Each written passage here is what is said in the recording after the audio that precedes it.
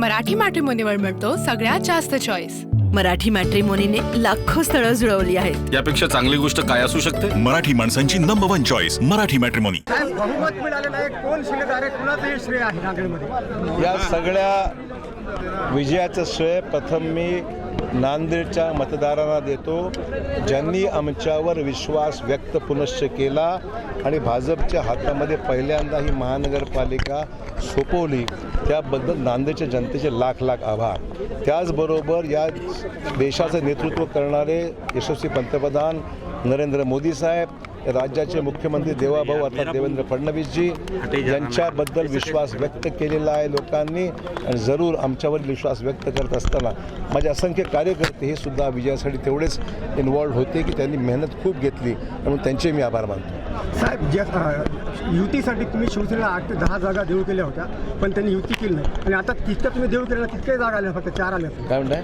युतीसाठी जागा देणार होता तितक्याच जागा आलेल्या आहेत, तितक्या जागा आल्या नाहीत म्हणून, त्यापेक्षा निम्मे आल्या, पण त्यांनी युती आम्ही तर त्यांना सांगितलं होतं, ज्यावेळेस त्यांची चर्चा आमच्याशी सुरू होती त्यावेळेस DP सावंत होते, राजूरकर होते, आमचे चैतन्य बापू होते, आम्ही त्यांना सांगितलं होतं की मी 8 ते 10 जागा तुम्हाला निश्चित देऊ। ते करत असताना बरीच कसरत होती, परंतु आमच्या कार्यकर्त्यांना थोडंसं बाजूला सारूनसुद्धा आम्ही द्यायला तयार होतो, पण त्यांनी आमचं ऐकलं नाही दुर्दैवाने। ठीक आहे, परंतु आपण पाहिलं युती झाली असती तर कदाचित त्यांनाही त्रास झाला नसता। युती न होण्यामागे कोणाचं काही हेतू होता मला सांगणं कठीण आहे, त्यांचा अंतर्गत प्रश्न आहे, परंतु आम्ही स्पष्ट आमची भूमिका होती, आम्ही त्यांना सोबत घ्यायची तयारी होती आमची। कल्याणकरांचं म्हणणं असं होतं की मी 4.5 कोटी रुपये खर्च केले आणि फक्त त्याच्या 3 जागा आल्या, म्हणजे 1.25 कोटीला एक जागा पडली त्यांना। काम करणं कशासाठी? ते निधी खर्च केला ते म्हणतात, निधी म्हणजे इलेक्शनसाठी खर्च केला? नाही, मी त्यांचं म्हणणं नाही, पण त्यांचं म्हणणं असं होतं की मी निधी खूप खर्च केला, विकास कामं केली, त्यामुळे मी स्वतः लढतो, माझ्या खूप जागा असं आहे की आम्ही सुद्धा या जिल्ह्याचं आज नाही तर गेल्या 40 वर्षापासून या जिल्ह्याचं नेतृत्व करतो, राज्याचं मी नेतृत्व केलेलं आहे, जिल्ह्यातलं सुद्धा विकासाच्या कामाला आम्ही लोकांनी काम केलेलं आहे, परंतु निवडणूक हा वेगळाच विषय आहे।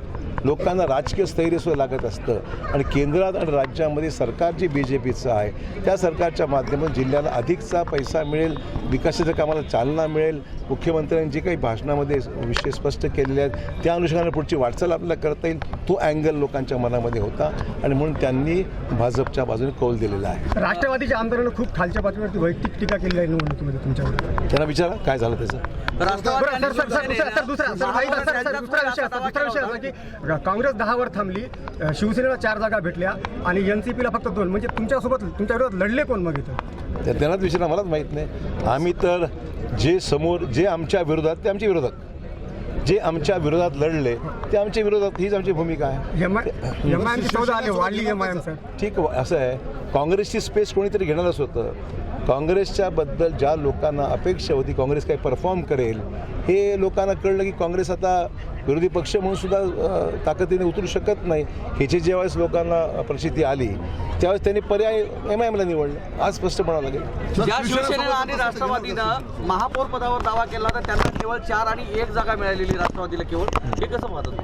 नाही, असं आहे की दावा करणं सोपं आहे, पण दावा करण्यात आपण विसरतो की तेवढं संख्याबळ आपल्याकडे आलं पाहिजे। आज आम्ही कधीही दावा कुठलाही अगोदर केलेला नाही, पण आज आमचं बहुमत असल्यामुळे निश्चित आमचा दावा राहणार आहे, कारण महापौर आमचाच झाला पाहिजे हीच आमची भूमिका आहे, आणि त्यासाठी आमच्याकडे संख्याबळ आहे। आज जिल्हा परिषदेचं काय लक्ष असेल?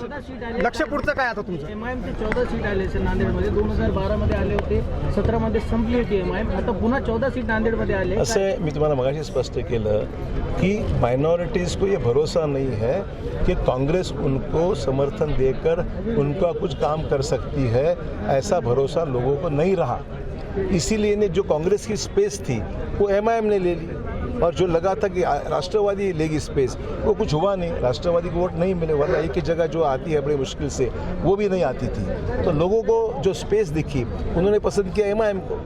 जिल्हा परिषद पुन्हा एकदा नांदेडमध्ये आलेले आहेत, ते भाजपाला सपोर्ट आहे की भाजपा? नाही, भाजपा MIMला सपोर्ट करणं किंवा MIMचा सपोर्ट घेण्याचा प्रश्नच उद्भवत नाही। ती विरोधी पक्षात बसणार आहेत, त्यांच्या जागा त्यांना विचारा, मला माहित नाही। साहेब, जिल्हा परिषद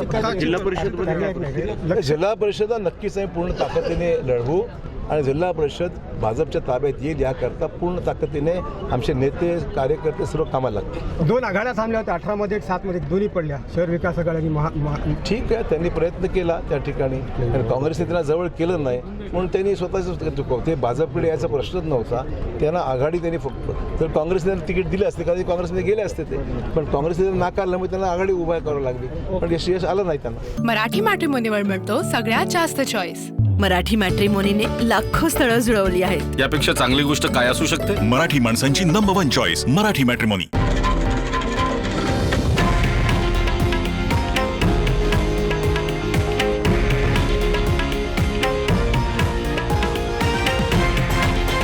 हे आहे देशातील नंबर 1 न्यूज नेटवर्क आणि आपण पाहत आहात TV9 मराठी, एकमेव.